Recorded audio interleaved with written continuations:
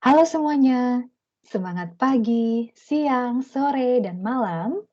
Berjumpa kembali bersama saya, Ibu Filian Arbiani, sebagai dosen pengampu mata kuliah Termodinamika Teknik. Oke semuanya, tidak terasa kita sudah sampai ke topik pembahasan kelima dalam mata kuliah kita.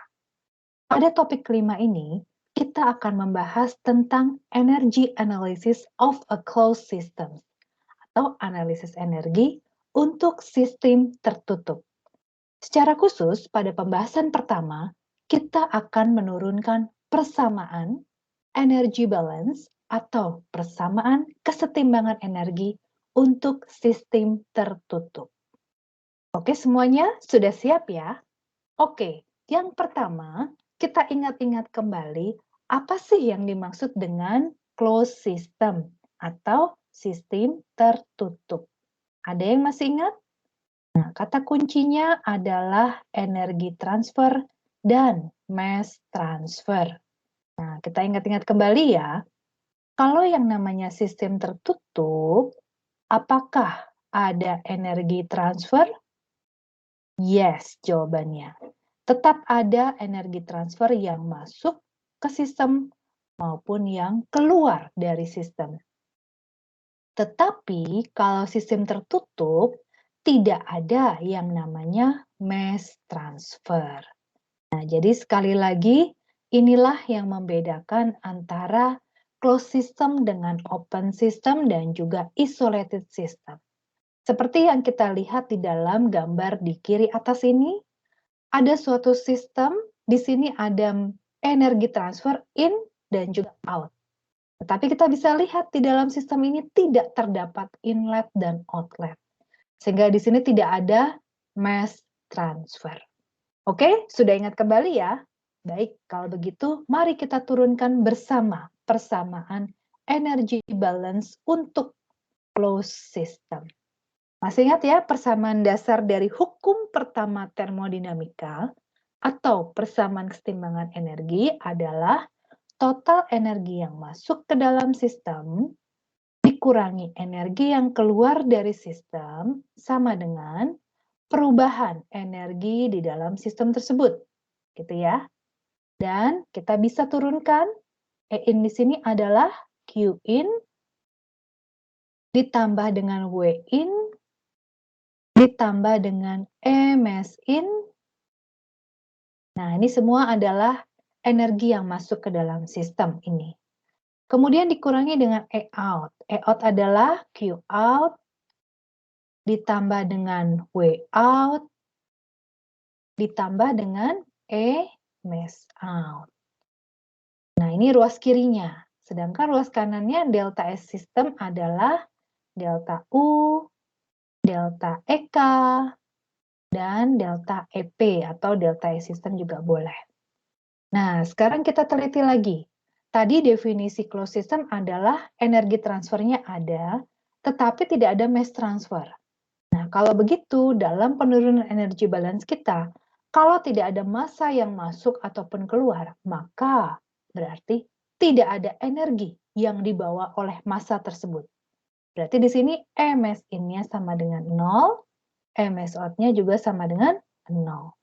Sehingga persamaan energi balance kita tinggal menyisakan Q in plus W in minus Q out plus W out sama dengan delta E system. Oke, sampai sini paham ya? Kalau kita mau sederhanakan lagi juga bisa, artinya Q-nya dikumpulkan dengan Q. Jadi di sini Q in minus Q out ditambah W in minus W out. Sama dengan delta E system. Nah, kita juga ingat persamaan yang barusan kita turunkan di slide ini, semuanya bersatuan kilojoule, karena satuan energi lambangnya huruf besar semua. Oke? Ingat ya.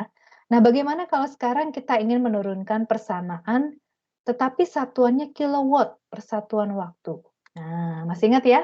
Kalau kilowatt, maka persamaan energi balance kita menjadi E dot in minus E dot out. Nah, ruas kanannya bukan delta E dot ya, tetapi dE per dt. Artinya perubahan energi dalam sistem per satuan waktu. Nah, kita turunkan E-in-nya terdiri dari Q dot in ditambah W dot in ditambah E dot mass in. Lalu dikurangi dengan E dot out. E dot out-nya adalah Q dot out ditambah W dot out ditambah E dot mass out. Lalu ruas kanannya sama dengan dE per dt. Oke, definisinya masih sama. Closed system berarti tidak ada mass transfer. Tidak ada massa yang keluar masuk, berarti E dot mass in-nya sama dengan 0, E dot mass out-nya juga sama dengan 0. Sehingga persamaan kita menyisakan Q dot in plus W dot in minus Q dot out ditambah W dot out sama dengan dE per dt, dE sistem per dt. Atau kalau kita kumpulkan Q dengan Q juga boleh menjadi Q dot in minus Q dot out ditambah W dot in minus W dot out sama dengan dE per dt. Nah, untuk persamaan yang barusan kita turunkan, karena ini persatuan waktu, maka satuannya adalah kilojoule per second, atau yang disebut dengan kilowatt. Oke, sampai sini sudah bisa mengingat-ingat kembali ya, bagaimana persamaan energy balance, lalu definisi closed system, kemudian definisi tersebut kita terapkan dalam persamaan energy balance. Nah, yang berikutnya adalah ada suatu proses beberapa komponen yang kemudian bisa kita anggap sebagai sistem tertutup, yaitu yang disebut dengan siklus. Nah, mungkin kalian masih ingat di topik sebelumnya kita sempat membahas tentang siklus ini. Masih ingat bahwa kata kunci dari siklus adalah apa? Ada yang masih ingat? Ya, betul sekali. Kata kuncinya adalah kondisi pada final state itu sama dengan kondisi pada saat initial. Jadi di sini energi final itu E2 itu sama dengan E1-nya. Nah, ini kata kunci siklus. Nah, contoh siklus apa? Nah, di sini saya contohkan misalnya PLTU atau pembangkit listrik tenaga uap yang bekerja berdasarkan siklus Rankine ideal.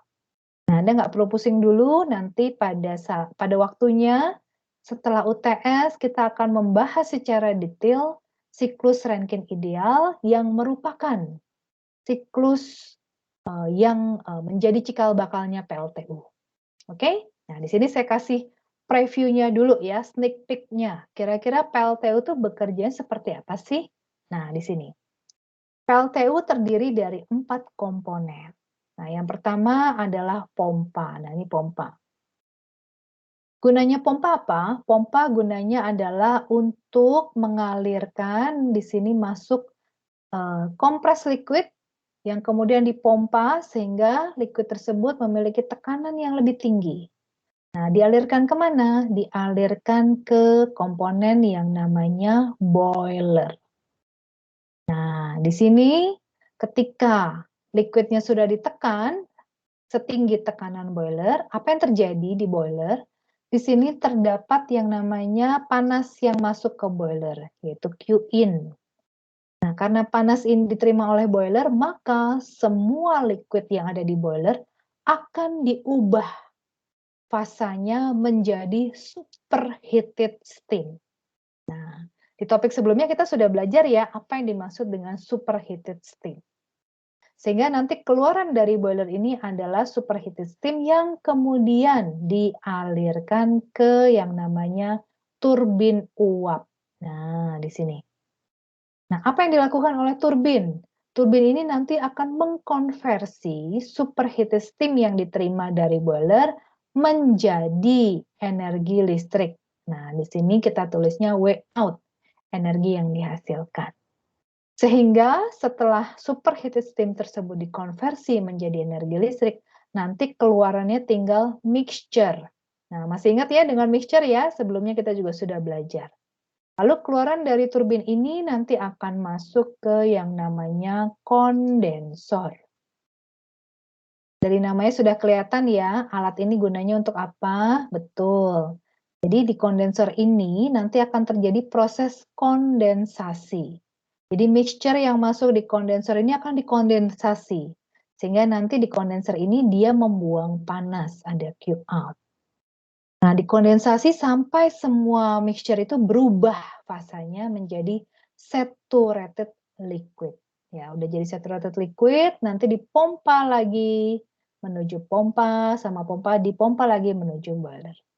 By the way, pompa ini untuk bekerja dia membutuhkan W-in.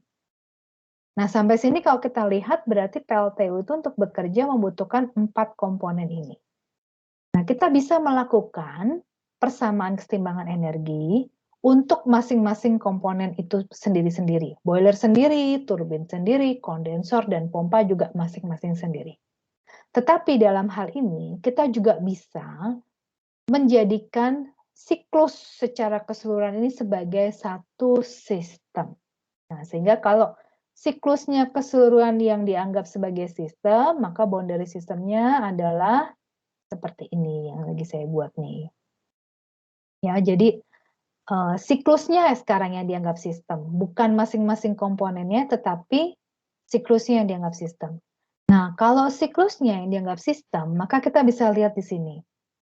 Massa yang keluar dari pompa, semuanya dialirkan ke boiler. Begitupun massa yang keluar dari boiler, semua dialirkan ke pompa. Ke turbin.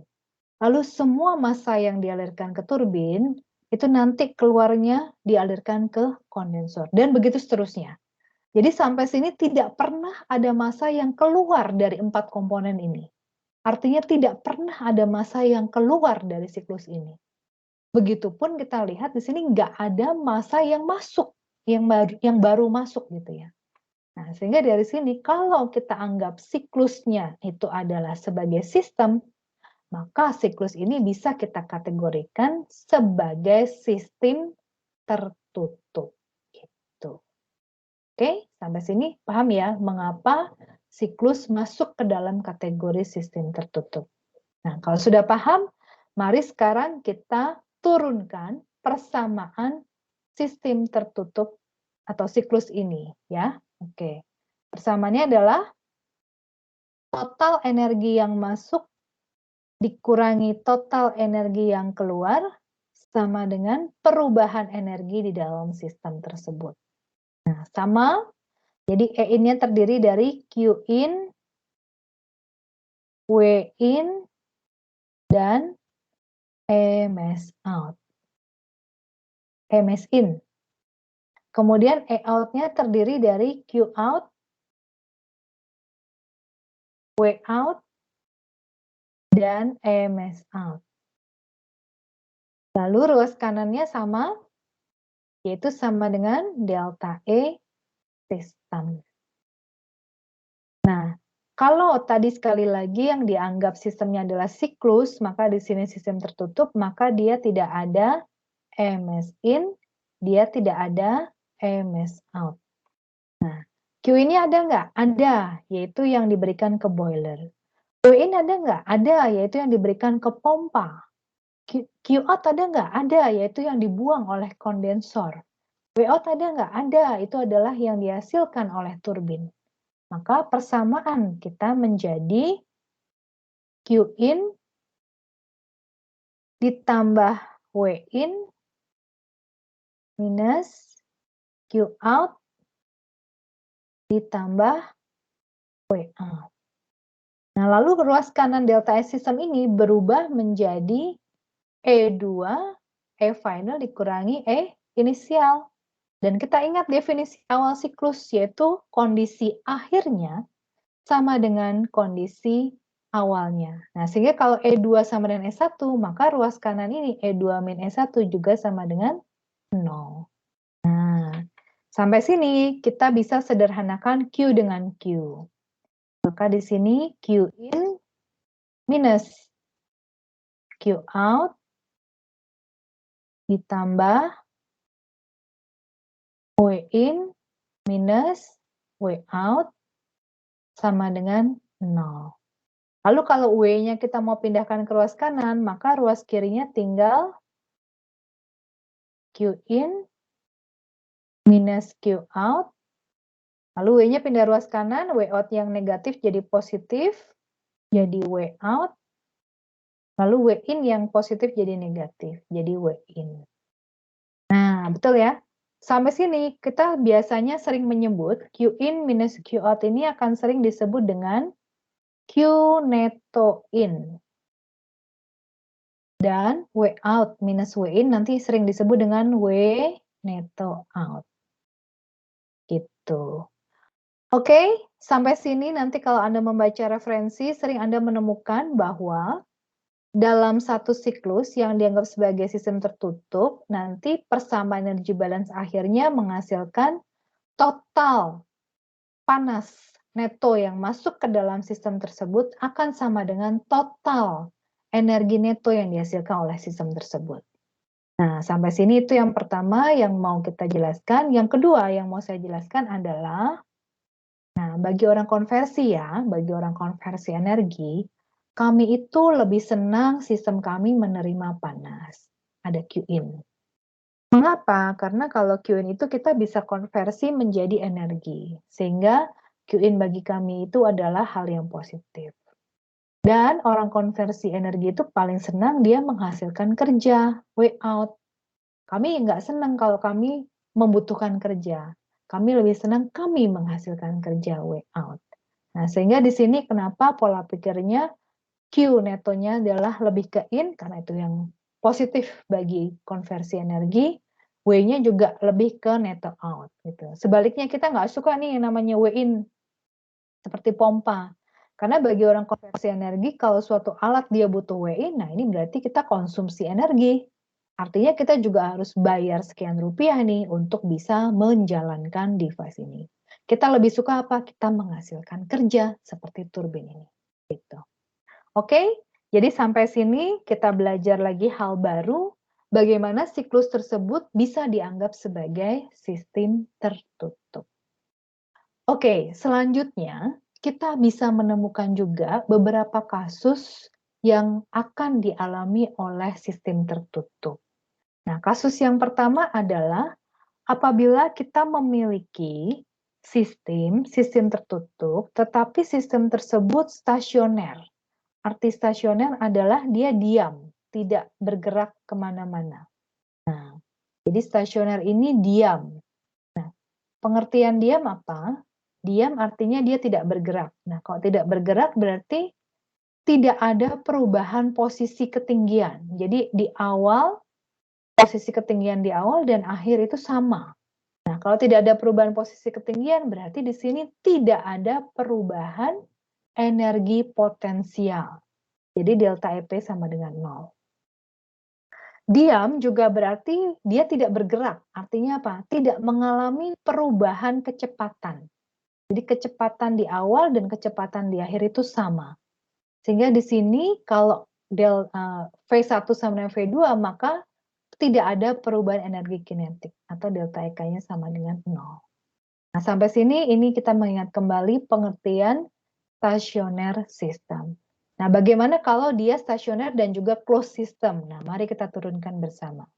Jadi sekali lagi, nggak boleh bosan ya menurunkan persamaan energi balance. Kita tulis kembali yaitu total energi yang masuk dikurangi total energi yang keluar sama dengan delta E system.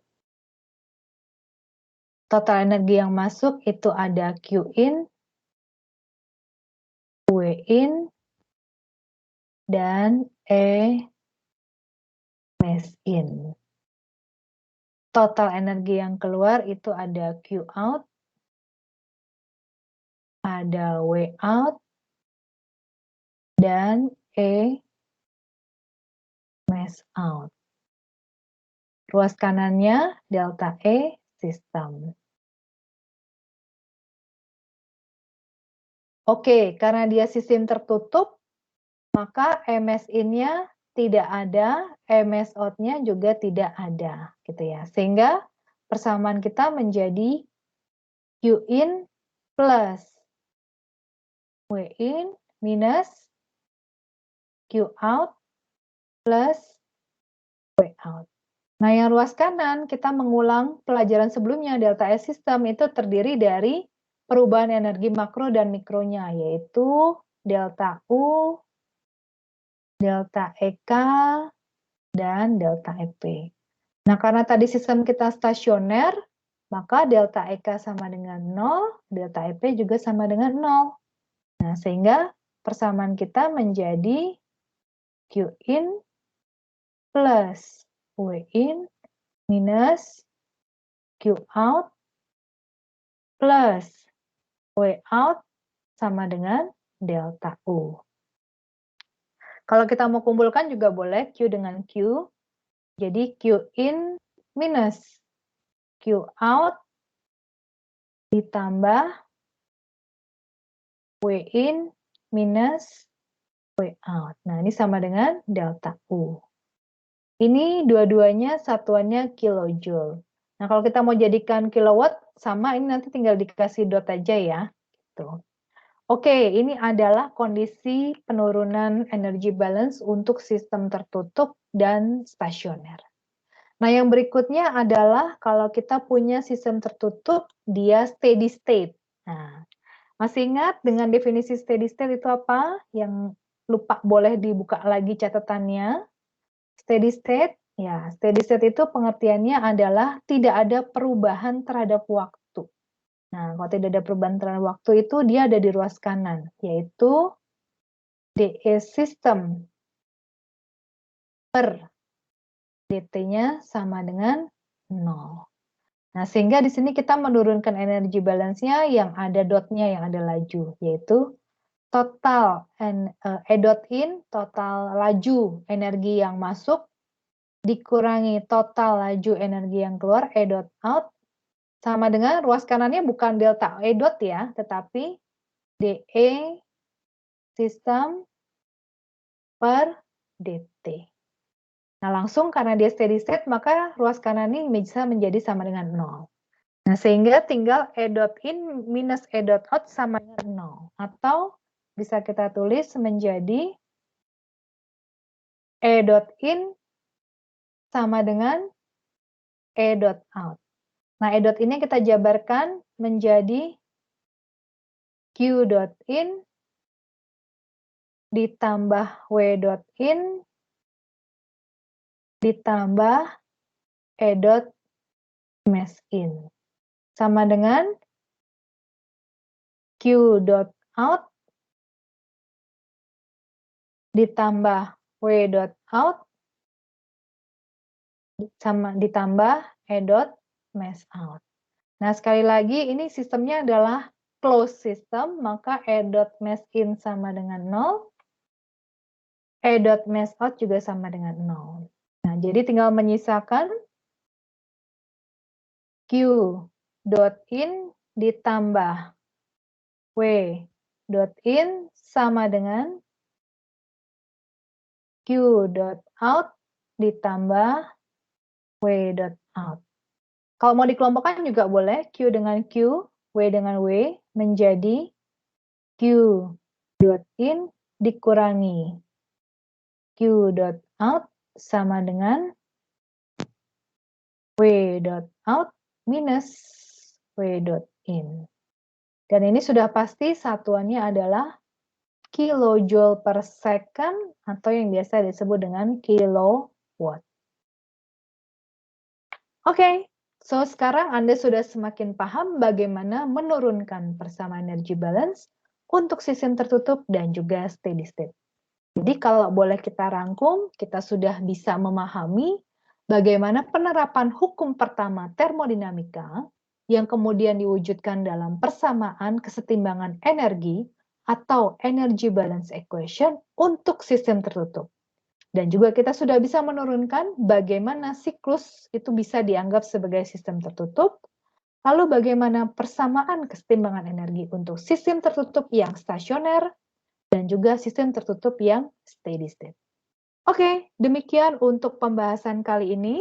Selamat melanjutkan dan tetap semangat untuk belajar topik-topik berikutnya. Terima kasih.